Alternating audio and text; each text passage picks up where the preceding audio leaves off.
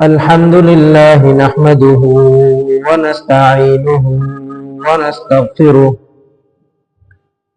ونؤمن به ونتوكل عليه ونعوذ بالله من شرور أنفسنا ومن سيئات أعمالنا من يهده الله فلا مضل له ومن يضلل فلا هادي له ونشهد أن لا إله إلا الله وحده لا شريك له ونشهد أن سيدنا ومولانا محمدا عبده ورسوله الذي أرسله الله تعالى بالحق بشيرا ونذيرا وداعيا إلى الله بإذنه وسراجا منيرا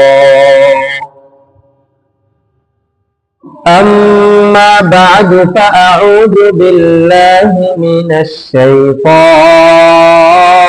الرجيم بسم الله الرحمن الرحيم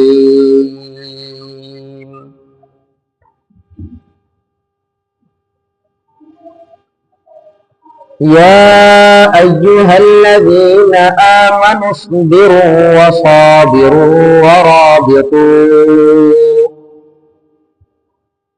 واتقوا الله لعلكم تفلحون وقال تعالى الذين إذا أصابتهم مصيبة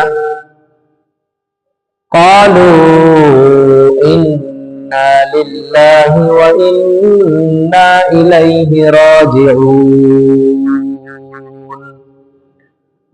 صدق الله مولانا العظيم وصدق رسوله النبي الأمي الكريم ونحن على ذلك لمن الشاهدين والشاكرين والحمد لله رب العالمين সকলে মুহাব্বতের সাথে নামাজের দুরূদটা পড়ি আল্লাহুম্মা সাল্লি আলা মুহাম্মাদিন ওয়া আলা আলি মুহাম্মাদ كما صليت على إبراهيم وعلى آل إبراهيم إنك حميد مجيد اللهم بارك على محمد وعلى آل محمد كما باركت على إبراهيم وعلى آل إبراهيم إنك حميد مجيد الحمد لله معزز محترم مكرم مربيان کرام مسلیان اعظام برادران عوام আল্লাহ জাল্লা শানুহু ওয়া আম্মা নাওয়ালুহুর আলিশান দরবারে লাখো কোটি শুকর ও সুজুদ যে মহামুনিব রব্বে কারীম আল্লাহ তাআলা আমাকে আপনাকে আমাদের সকলকে জুমার নামাজ আদায়ের লক্ষ্যে জুমার মসজিদে জুমার আযানের সাথে সাথে একত্রিত হওয়ার তৌফিক দান করেছেন। আল্লাহর ঘর মসজিদে আল্লাহ তাআলা আমাদেরকে নিয়ে এসেছেন। এই জন্য আমরা সকলেই অন্তরের অন্তঃস্থল থেকে রব্বে কারীম আল্লাহ তাআলার শুকরিয়া জ্ঞাপন করি, আলহামদুলিল্লাহ। আরো জোরে সোরে পড়ি আলহামদুলিল্লাহ। রব্বে কারীম আল্লাহ তাআলা বড় দয়াবান, রব্বে কারীম আল্লাহ তাআলা বড় মায়াওয়ালা। কি ওয়ালা? মায়াওয়ালা, দয়াওয়ালা। যার কাছে দয়ার কোনো কি নাই, শেষ নাই, যার কাছে মায়ার কোনো কি নাই, শেষ নাই। যিনি দয়া করে, মায়া করে, মুহাব্বত করে আমাকে আপনাকে ঈমানের মতো দৌলত দান করেছেন, ইসলামের মতো সম্পদ দান করেছেন, কোরআনের মতো সংবিধান দান করেছেন, সেই রব্বে কারীম আল্লাহ তাআলা আগে ছিলেন, এখন নাই। বিষয়টা কি এমন? তিনি এখনো আছেন, কিয়ামত পর্যন্ত থাকবেন, অতীতেও ছিলেন। সেই মহামুনিব রব্বে কারীম আল্লাহ তাআলার কালাম থেকে সূরাতুত তাওবার 112 নম্বর আয়াতের তাফসীর, 112 নম্বর আয়াতের আলোচনা আমাদের চলতেছিল। ধারাবাহিকভাবে আমরা 2 জুমা 2টা বিষয়ে আলোচনা শুনেছি। আমাদের সর্বপ্রথম পরিচয় ছিল মুমিন। মাশাআল্লাহ, আমাদের সর্বপ্রথম পরিচয় ছিল মুমিন। আমাদের ঠিকানা ছিল, মাশাআল্লাহ, আমাদের ঠিকানা ছিল জান্নাত।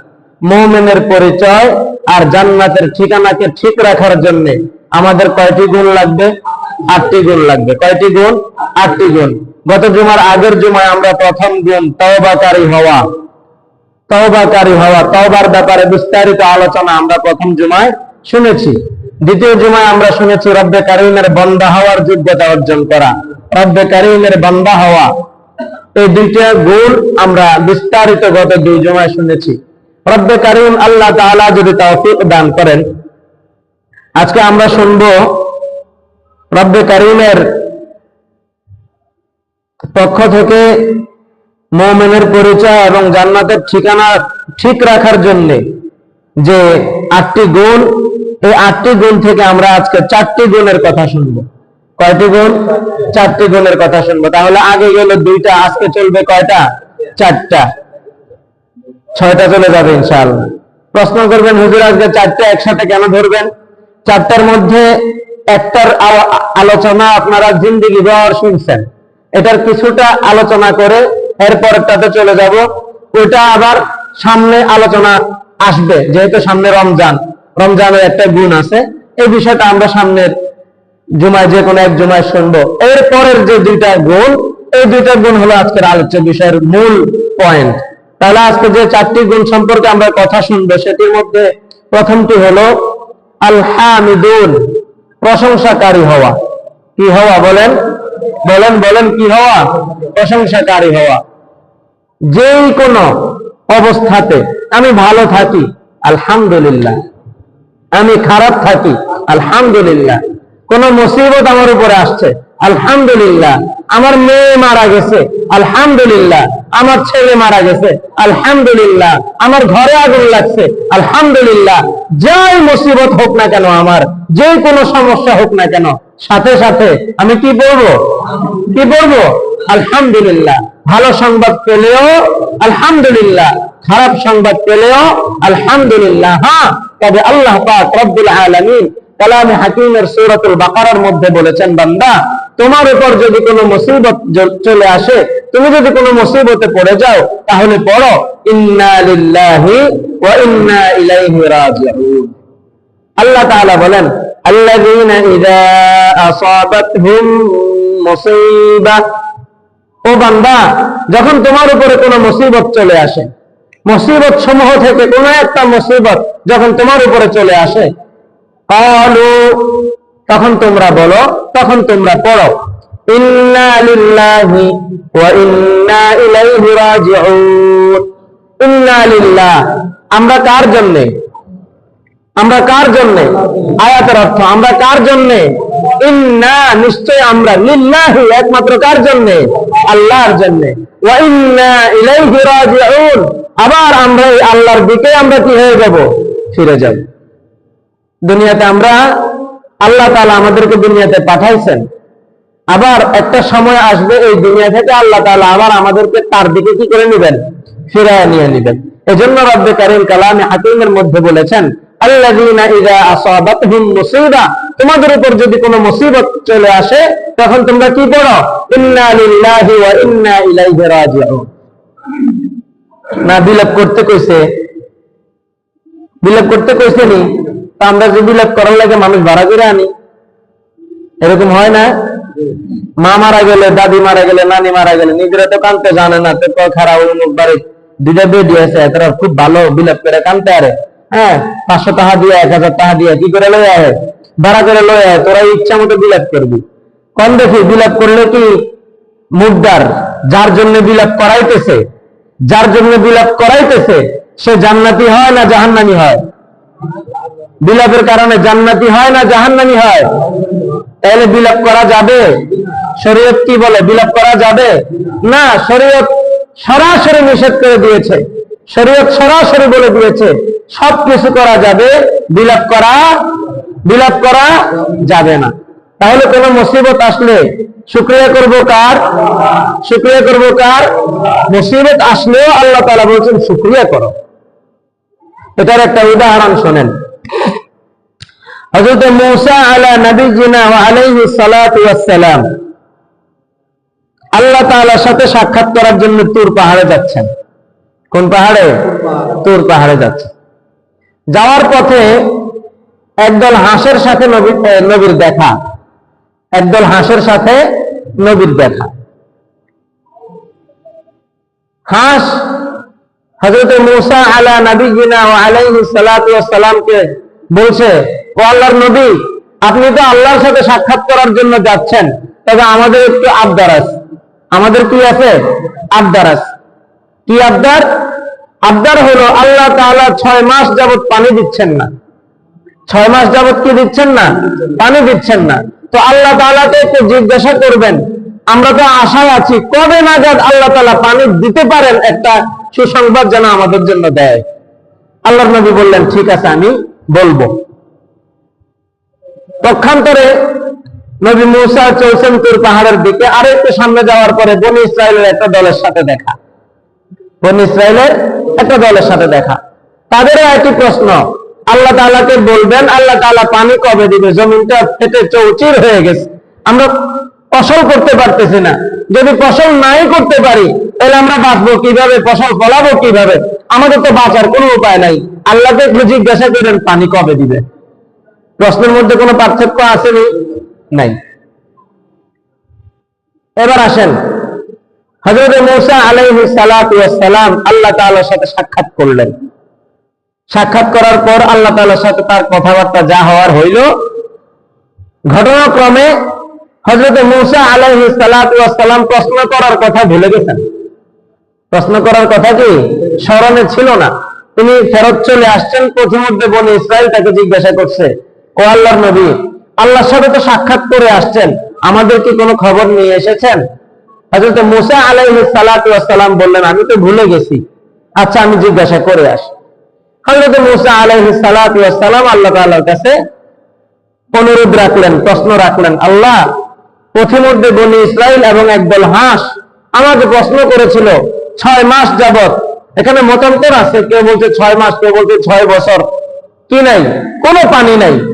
এখন তারা জিজ্ঞাসা করেছে আপনি কবে নাগাদ একটু পানি দিতে পারেন, একটু জানতে চাইছে। আল্লাহ তাআলা জবাব দিলেন, যাও বলে দিও 6 বছর পরে পানি দিব। সুবহানাল্লাহ বলেন না? কি বলছে? আচ্ছা কোন দেখি আমরা সময় যদি এরকম ঘটনাটা ঘটতো আমরা কি কইলাম হইলে? 6টা মাস পানি নাই, মস্কারি করো, আরো 6 মাস পরে দিবা, ভাই দিবেছ গরিবটার নাম কথা কয় না, কইতাম নাকি? এরকম কিছু তো বলতাম। আল্লাহু আকবার।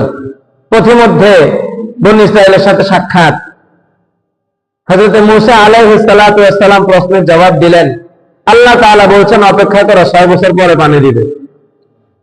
বনী ইসরাইলের তো মাথা গরম, বনী ইসরাইলের মেজাজ গরম। কি করে মূসা? মূসার কি মাথা খারাপ হইল নাকি?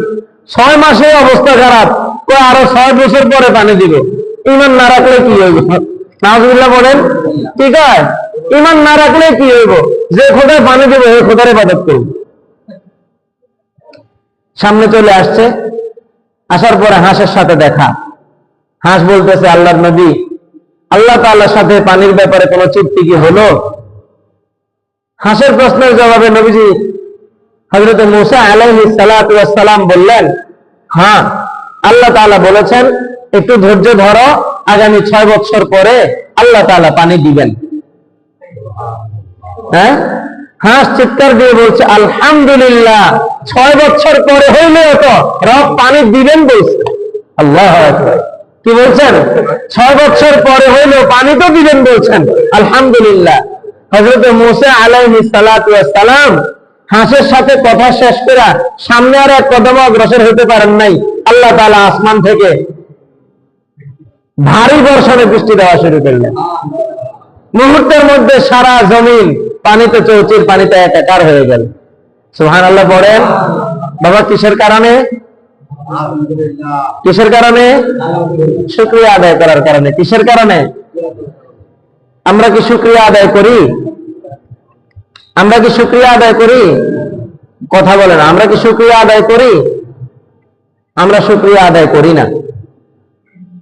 আমরা একটু নিয়ামত পাইলে এটা আরেকটু কেমনে হয় শুধু এই চিন্তা করি। আমাদের মধ্যে শুকর গুজারি নাই। আমরা একদম শুকরিয়া আদায় করিয়ে না। রব্বে কারীমের এত নিয়ামত আমরা ভক্ষণ করতেছি। আচ্ছা বলেন তো, আমার নাকের একটা ছিদ্র যদি আল্লাহ তাআলা বন্ধ করে দিতেন, দুনিয়ার কোন ডাক্তার আল্লাহ বন্ধ করে দিছে, এটা আর চালু করতে পারতো? সম্ভব ছিল? হ্যাঁ, এতটুকু করা যায়।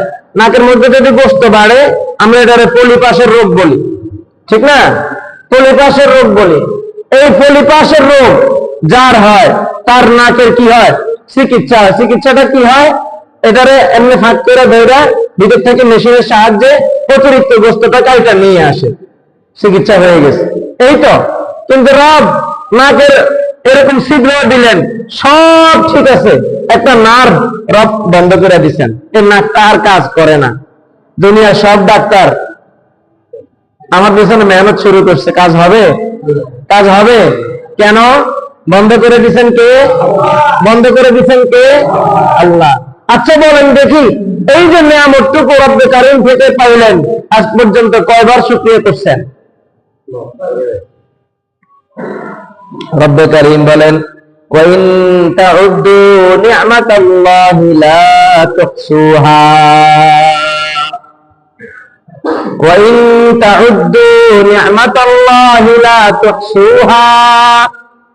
বান্দা যদি আমার থেকে পাওয়া সব নিয়ামতগুলোর গণনা শুরু করে, তো গণনা শুরু করার পরে তার হায়াত পুরো যাবে।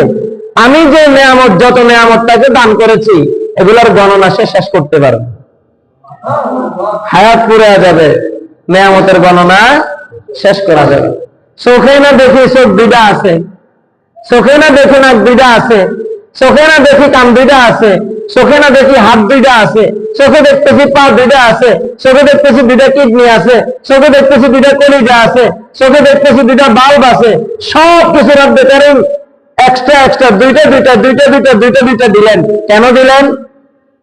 কথা বলে না। কেন দিলেন? আমার চলাচলের সহজের জন্য। কিডনি একটা হইলেও মানুষ বাঁচে, কথা কয় না? কিডনি একটা হইলেও মানুষ বাঁচবে, কলিজা একটা হইলেও মানুষ বাঁচবে, ফুসফুস একটা হইলেও মানুষ বাঁচবে। কিন্তু দুইটা কেন দিলেন? রব্বে কারীমের খেয়াল, রব্বে কারীমের ইচ্ছাটা এমনই ছিল যে একটা যদি হয় আমার বান্দার হয়তো কোনো অসুবিধা হয়ে যেতে পারে, এজন্য আমি দুইটা দিয়ে দিলাম। দুইটাই সমান সমান ডিউটি করবে, আমার বান্দার আর কোনো অসুবিধা হবে। নিঃশ্বাসটা এক নাক দিয়েও ফালান দেয়, ফালান দেয় না? এক নাক দিয়া ফালান যায় কিনা? চোখটা একটা দিয়েও দেখা যায়, সবকিছু একটা দিয়েও তো দেখা যায়। দুইটা কেন দিলেন? আল্লাহর ইচ্ছা ছিল। বলেন কি ছিল? বলেন বলেন কি ছিল? আল্লাহর ইচ্ছা ছিল। আল্লাহর কাছে সুন্দর লাগবে এইভাবে যে দুইটা দিলে সুন্দর লাগবো, দুইটা দিছে। চোখ দুইটা দিলে সুন্দর লাগবো, দুইটা দিছে। একটা দিলে দাজ্জালের মতো লাগবো, একটা দেয় নাই। আরে কথা বুঝেন নাই? পৃথিবীর সবচেয়ে ঘৃণিত একটা মানুষ, পৃথিবীর সবচেয়ে ঘৃণিত একটা মানুষ, যার আবির্ভাব হওয়ার খুব সময় সন্নিকটে, যে দুনিয়াতে আসার পরে মানুষকে আল্লাহ থেকে দূরে সরাবে, নিজের দিকে মানুষকে ডাকবে, নিজেকে খোদা দাবি করে মানুষকে কি করবে? ঈমান বিধ্বংস করবে। তার নাম কি? তার নাম কি? দাজ্জাল। তার চোখটা হবে এখানে, চোখের উপরে বড় করে লেখা থাকবে কাফারা। কি লেখা থাকবে? কাফের। কি লেখা থাকবে? কাফের। আমরা যারা দুর্বল ইমানদার, আমি সহ আমরা যারা দুর্বল ইমানদার, আমরা তার চোখটা দেখার সাথে সাথে ভয় কমা আমনে কোথা কথা বুঝেন নাই। এটাই বাস্তবতা, এটাই বাস্তবতা। তাহলে দাজ্জালের ফিতনা থেকে বাঁচার জন্য ঈমানটা কেমন হওয়া দরকার? কত শক্ত ঈমান হওয়া দরকার, কত শক্ত ঈমান হওয়া দরকার। এই জন্য আমরা রব্বে কারীম থেকে যে নিয়ামত গুলো পাইলাম, হাতের নিয়ামত, চোখের নিয়ামত, নাকের নিয়ামত, পায়ের নিয়ামত, মস্তিষ্কের নিয়ামত ইত্যাদি ইত্যাদি যত নিয়ামত আমরা পাইলাম, এই সব নিয়ামত গুলো উল্লেখ করে করে রব্বে কারীমের শুকর আদায় করা উচিত। শুকর আদায় করা উচিত। কিভাবে করব? এভাবে এটাই বলবো যে রব্বে কারীম দুনিয়াতে চলার জন্য আপনি আমাকে হাজারো নিয়ামত দিয়েছেন। কি দিয়েছেন বলেন? হাজারো নিয়ামত দিয়েছেন। আল্লাহ, এই নিয়ামত গুলো গণনা করে শেষ করা আমার পক্ষে সম্ভব নয়, তবে আপনার পক্ষ থেকে নিয়ামত গুলো পেয়েছি, এই জন্য রব্বে কারীম শুকরিয়া আদায়ার্থে একটা সিজদা বেশি দিলাম। সাইন আবার নামাজের মধ্যে একটা দিয়ে লাগেন না বেশি, তাহলে কিন্তু নামাজ হতো না। নফল নামাজ পড়তেছেন 2 রাকাত, চিন্তা করছেন 2টা সিজদা তো করছি, 2টা সিজদা তো করছি, নিয়ামত তো দিয়ে ভাষায় লেছে আল্লাহ আরেকটা সিজদা বাড়াই দিয়ে ওইবনি, কথা কয় না ওইবনি। নামাজের মধ্যে ফরজে করা হয়েছে কয় সিজদা? কয় সিজদা? 2টা সিজদা ফরজ করা হয়েছে। সব জায়গায় অতিরিক্ত ভালো না, সব জায়গায় অতিরিক্ত ভালো না। রুকু কয়টা ফরজ করছে? কয়টা ফরজ করছে? আপনি চিন্তা করছেন রব এত নিয়ামত দিয়া ভাষায় লাইলো আমারে, রুকু একটা বাড়াইয়া করি, কইব? সেজদা কয়টা ফরজ করছে? 2টা। চিন্তা করছেন নিয়ামতের বারে আমি নিয়ে গেছি গা, সেজদা আরেকটা বাড়াইয়া দিই, হইব? এই জন্য কি করতে হবে? রব যেটা যেভাবে সাব্যস্ত করে দিচ্ছেন ওইটাকে ওইভাবেই আদায় করতে হবে। এটাও একটা শুকরিয়ার অংশ, এটাও শুকরিয়ার কি অংশ। হ্যাঁ, নিয়ামতের শুকরিয়া জ্ঞাপনার্থে নফল নামাজ পড়লেন 2 রাকাত, পড়ার পরে 2 দিকে সালাম ফিরাইয়া এরপরে মনে মনে একটা ধারণা করলেন যে আল্লাহ তাআলা আমাকে অনেক নিয়ামত দিয়েছেন, আল্লাহ তাআলা বিভিন্ন নিয়ামত দিয়ে আমাকে ভরপুর করে রাখছেন, এই জন্য আমি রবের দরবারে একটু সেজদা করি। বাস লম্বা একটা সেজদা করলেন। সেজদার মধ্যে আপনি দোয়া করলেন, আল্লাহ আমাকে মাফ করে দেন, আল্লাহ আমাকে জাহান্নাম থেকে দূরে সরায়া দেন, আল্লাহ আমাকে জান্নাতের নিকটবর্তী করে দেন, জান্নাতের রাস্তায় চলা আমার জন্য সহজ করে দেন, জাহান্নামের রাস্তা থেকে আমাকে বাঁচার তৌফিক দেন। এইভাবে বিভিন্ন দোয়া নফল সেজদার মধ্যে আপনি করতে পারেন। রাজি আছি তো ইনশাআল্লাহ? সবাই রাজি আছি তো ইনশাআল্লাহ? আচ্ছা বলেন তো, এই শুকরিয়ার ব্যাপারে যে কথাগুলো বললাম এখানে বেদরকারী কথা কোনোটা আসেনি, তাহলে গ্রহণ করতে অসুবিধা কোথায়? হ্যাঁ, আমরা সবাই বেশি বেশি শুকরিয়া আদায় করবো ইনশাআল্লাহ। যে কোনো বিপদে পড়ে গেলে আলহামদুলিল্লাহ। আলহামদুলিল্লাহ আর একটা ঘটনা শুনেন, আলহামদুলিল্লাহ সাথে ইনশাআল্লাহ আছে। ঘটনাটা কি? এক লোক সফরে যাইব, তো সফরে যাওয়ার সময় যে কোনো এক হুজুরের মুখে বয়ান শুনছে যে ইনশাআল্লাহ বললে লাভ আছে, আল্লাহ কাজটা করা কি করে দেয়? সহজ করে দেয়, ওই কাজ এসে সফল হয়। ঘটনা চক্রে ওই লোক হুজুরের বয়ান শুনছে ঠিকই, আমলটা করতে পারে নাই, করে নাই। তো প্রথমত তার পকেট থেকে টাকা পয়সা যা আছে ইত্যাদি ইত্যাদি সব কিছু চুরি হয়ে গেছে। তো চুরি হওয়ার পরে এখন তার ইনশাআল্লাহর মর্ম বুঝাইছে, ইনশাআল্লাহর মর্ম বুঝাইছে। পরে ফেরত চলে আসে, হুজুরের কান্না না বিদায় নিলেন, কই যাইবেন? চলে এলেন যে হুজুর ইনশাআল্লাহ পকেটের থেকে সব চুরি হয়ে গেছে। কথা বুঝেন নাই? ইনশাআল্লাহ আলহামদুলিল্লাহ পকেটের থেকে সব কি হয়ে গেছে গা? চুরি হয়ে গেছে গা। তো হুজুরকে ইনশাআল্লাহ যদি করতেন বাড়িতে কইয়া বাইরে যেতেন, তাহলে এই মুসিবতে আপনি করতেন না। কথাটা কি বুঝে পাইছেন? এজন্য জায়গা মতো কইতে হইব, যে আমল যেখানে চলে ওই আমল ওইখানেই করতে হইব। কথা বুঝেন নাই? আযানের মধ্যে আশহাদু আন্না মুহাম্মাদুর রাসূলুল্লাহ শুনলে কি বলেন আপনারা? এটাই তো ভুল ডাম নেব অনেকে আসমান ভাঙ্গে পড়বো আরে বাপ হুজুর কি রে কইলো এটা। আযানের মধ্যে আশহাদু আন্না মুহাম্মাদুর রাসূলুল্লাহ শোনার সাথে সাথে সাল্লাল্লাহু আলাইহি ওয়াসাল্লাম বলা বেদআত। বুঝেন নাই? এটা বলা কি বেদআত। হাদিসের মধ্যে স্পষ্ট আছে কামা সামিআতু উযনায়া লিল মুআজ্জিন, মুআজ্জিনের কণ্ঠে যে শব্দ শুনছো এটাই তুমি জবাব হিসেবে কি করো, মুআজ্জিনের মুখে শুনছো আল্লাহু আকবার আল্লাহু আকবার, তুমি জবাব দিবা আল্লাহু আকবার আল্লাহু আকবার। হেনে জাল্লা জালালুহু কওনাকা। কি কথা বুঝে আসছে নি? এরপরে মুআজ্জিনের কণ্ঠে শুনছো আশহাদু আল্লা ইলাহা ইল্লাল্লাহ, জবাবে কি বলা হয় আশহাদু আল্লা ইলাহা ইল্লাল্লাহ। তাহলে আশহাদু আন্না মুহাম্মাদুর রাসূলুল্লাহ বললে বুঝতে যায় কথা কয় না। বুঝতে এনো কোন তো নাইলো এনো কি করতে হইব আশহাদু আন্না মুহাম্মাদুর রাসূলুল্লাহ এটাই বলতে হবে। সহিহ হাদিসে এটাই আছে, তিরমিজি শরীফে এটাই আছে, বুখারী শরীফে এটাই আছে, মুসলিম শরীফে এটাই আছে। তাহলে আশহাদু আন্না মুহাম্মাদুর রাসূলুল্লাহ শুনলে কি বলবো বলেন? সাল্লাল্লাহু আলাইহি ওয়াসাল্লাম কইবেন নি? সাল্লাল্লাহু আলাইহি ওয়াসাল্লাম বলা যাবে না। কেমন? সাল্লাল্লাহু আলাইহি ওয়াসাল্লাম বলা যাবে না। আরেকটা শুনেন, আযানের আগে কোন দুরূদ শরীফ, কথা বলে না তো, আযানের আগে কোন দুরূদ শরীফ কোন হাদিস দ্বারা এটার প্রমাণ নাই। কোন হাদিস দ্বারা এটার কি নাই প্রমাণ নাই। তাহলে দুরূদ শরীফ কখন আছে? আযানের পরে। মুয়াজ্জিন যখন আল্লাহু আকবার আল্লাহু আকবার লা ইলাহা ইল্লাল্লাহ বলে আযান শেষ করে, হাদিসের মধ্যে এসেছে পড়ো সাল্লাল্লাহু অথবা আল্লাহুম্মা সাল্লি আলা সাইয়্যিদিনা মুহাম্মদ ওয়া আলা আলিহি ওয়া আসহাবিহি ওয়া সাল্লাম। এরপরে বলছে আযানের দোয়া পড়ো। তাহলে আপনি আযানের আগে দুরূদ শরীফ পাইলেন কই? বুঝা গেল এটা মেড ইন, কথা কয় না, গত সময় কইছে made in Chattogram. Made in কি? Made in Chattogram. এটা made in India, made in Pakistan, এটা মেড ইন মদিনা না, মেড ইন কোরআন হাদিস না। তাহলে শরীয়ত কি কোরআন হাদিস মতো চলবো না মেড ইন চট্টগ্রাম চলবো? কথা কয় না। শরীয়ত কি কোরআন হাদিস মতো চলবো না মেড ইন পাকিস্তান চলবো? তাহলে বোঝা গেল হাদিসের মধ্যে যেভাবে আছে আমরা আমল এভাবেই করবো ইনশাআল্লাহ। একবারে মন থেকে বলেন ইনশাআল্লাহ। আল্লাহ কবুল করেন, পড়েন আমিন। তাহলে আমরা আল্লাহ তাআলার যত নিয়ামত আছে নিয়ামতের প্রশংসা যথা নিয়মে করার চেষ্টা করব ইনশাআল্লাহ।